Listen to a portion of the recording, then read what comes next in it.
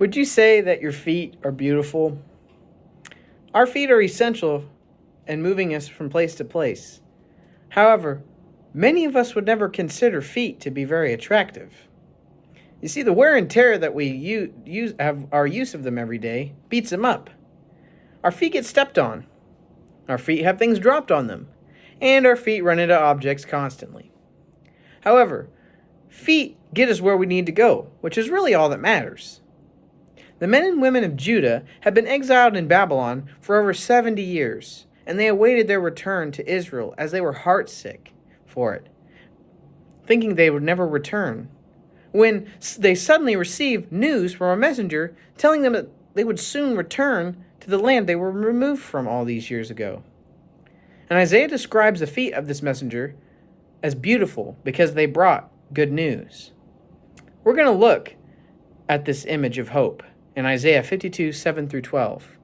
I'll be reading from the ESV, and Isaiah says, "How beautiful upon the mountains are the feet of him who brings good news, who publishes peace, who brings good news of happiness, who publishes salvation, who says to Zion, your God reigns. The voice of your watchmen, they lift up their voice. Together they sing for joy. For eye to eye they see the return of the Lord to Zion. Break forth together in singing, you waste places of Jerusalem, for the Lord has comforted his people. He has redeemed Jerusalem. The Lord has bared his holy arm before the eyes of all the nations, and all the ends of the earth shall see the salvation of our God. Depart, depart, go out from there. Touch no unclean things. Go out from the midst of her.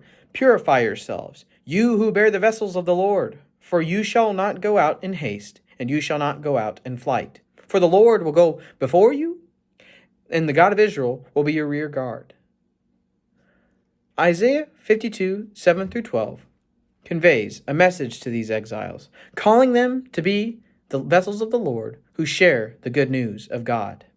As God has brought them salvation through his deliverance of them from Babylon and returning them to Israel, like he did back in Exodus, sharing that not only will Israel be evident of this salvation, but all the nations will see the salvation that God brings.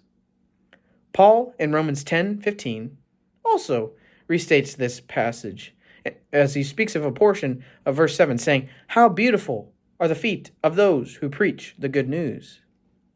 Now, Paul is not talking about the good news in the same way that Isaiah was talking about the good news, but it's quite similar, as Paul is talking about those who share Jesus Christ with others who have never heard of him. The good news in Isaiah speaks of God redeeming Israel and bringing them back to the promised land, bringing them out of their suffering. I've heard the good news about a God who came to earth to die for the sins of the world. He also has redeemed us through his blood that he shed on the cross, allowing us to enter a relationship with him as he desires to know each and every one of us personally. Why wouldn't I want to share the greatest story ever with others around me?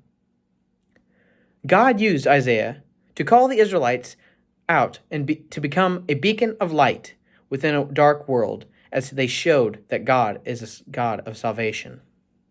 And as the people of God, we are called to do the same. And as a person of God, I take this very deeply to heart.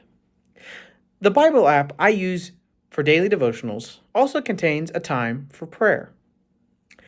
I pray daily that God will use me to share the good news with not only my friends, but all who are lost.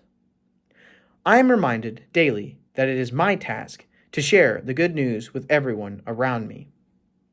And I'm invigorated as a vessel of God to seek to bring the good news of Jesus to those suffering and bringing comfort to those who need it.